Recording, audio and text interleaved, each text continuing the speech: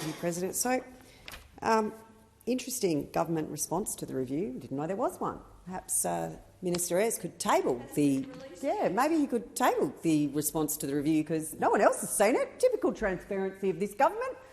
They'll just make it up as they go along and won't share the information with anyone. Where is it? The secret response to the review. It's the very, very secret response to the review. Yes, no one's allowed to see it.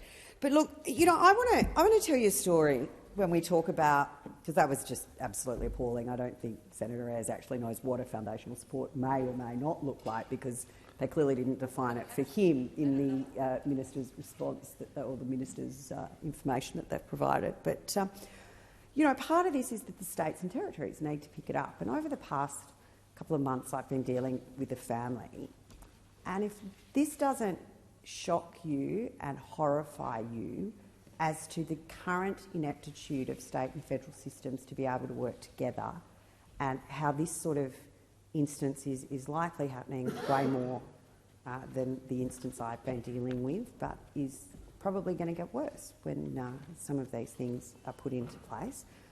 A 16-year-old, profoundly autistic, limitedly verbal boy with intellectual disability as well, has significant PTSD and trauma, comes from a broken home, and the mother and the son, whom I know, are amazing. In fact, the brother of this boy and the mother are amazing humans and love this child very, very much, but it has become unsafe for him to be in the house with them.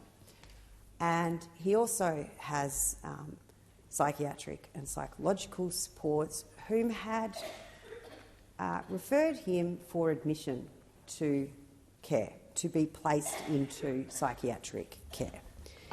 And the mother first contacted me of a Sunday morning when there had been an episode, when there had been an incident, and she had taken him to the emergency ward asking for the admission to go ahead, of which she was told, just go home and get more NDIS funding.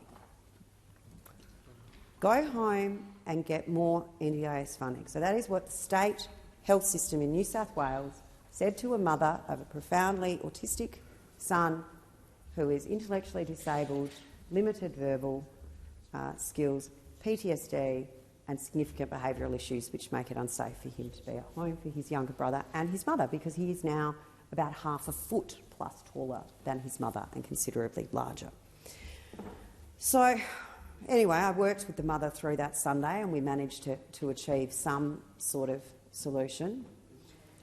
To then find, because he is under 18, it became a matter for family and community services in the hospital and the NDIS, and the mother was consistently being told, well, he was going to be basically booted out of the psych ward at the end of this week. And she said, well, he can't.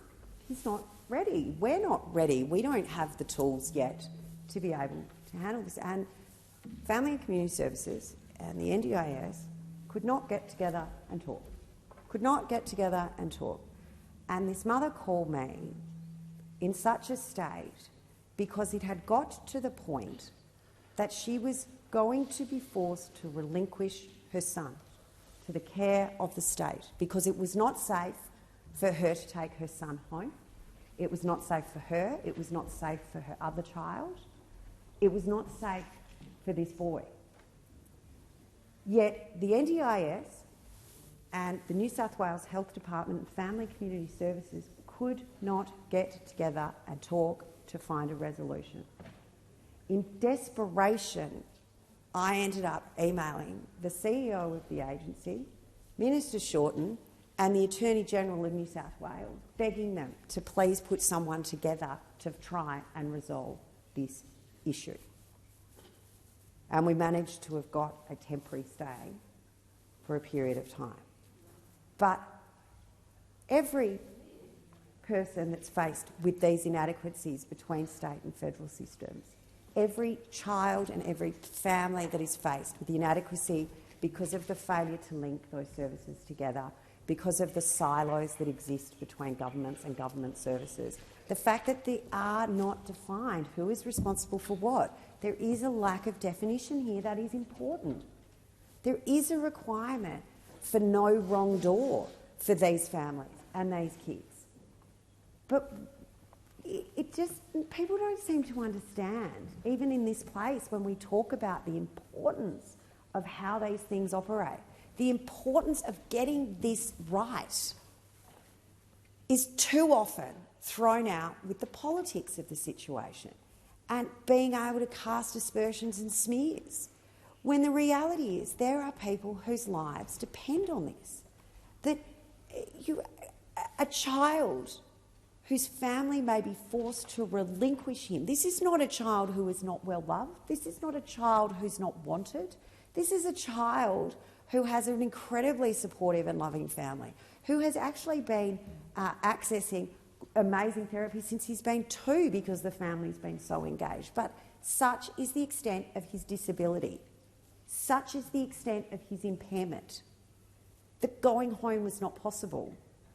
But because when we look at this through the political lens as well, and we look at it, in this sort of, this is my week, that's your patch, I'm not touching you over here. What this does to families, what this does is bad enough. But what it would cost for this child to receive the support that he requires in the right kind of psychological situation, in residential situation, versus what it would cost for him to be relinquished to the state and they then be responsible for everything around that. We know most kids that go into family and community services, certainly in New South Wales, end up in a motel because there isn't enough foster care.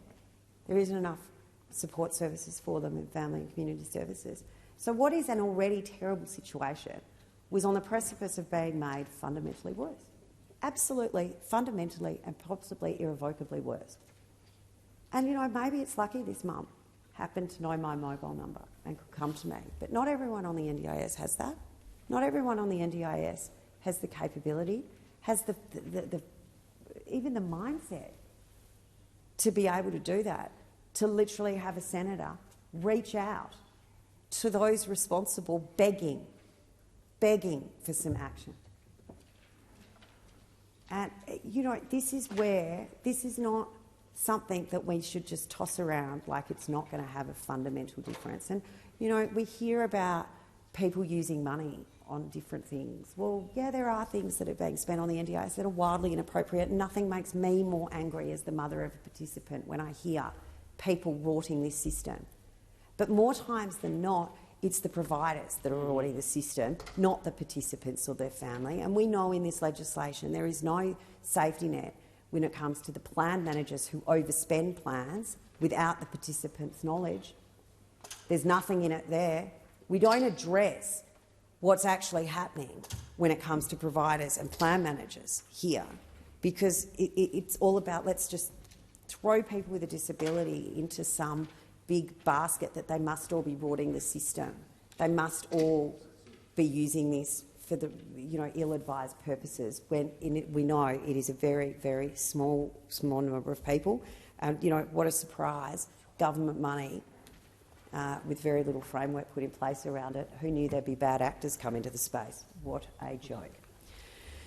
But so, I come back to foundational supports and what they are and the importance of getting them right, because as is the case with this 16-year-old autistic boy, the foundational supports, the foundations of care that should have been available in the state system, what the state is actually responsible in providing, wasn't there. And they were pushing it back to the NDIS. So foundational supports, if there was so much consultation that's taken place, why are the state premiers still writing to the committee?